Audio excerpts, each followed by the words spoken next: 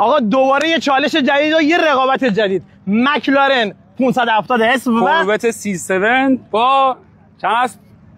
اگه گفتی 100 اسب بخور قدرت. بریم ببین کدومش برنده میشه. آقا هر دو ماشین تو یک وضعیت هست، سقف‌ها بازه ولی روز مسابقه این شکلی نیست.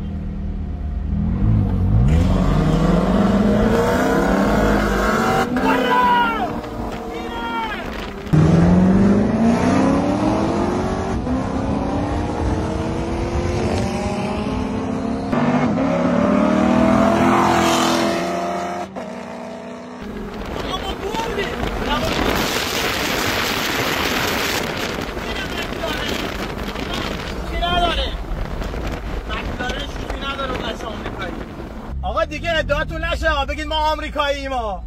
برو کوچولو. سوپر اسپورت ما یا آمریکایی معمولی. اختیار داری شکست نفسی می‌فرمی آقا مرداد. قطعش کن.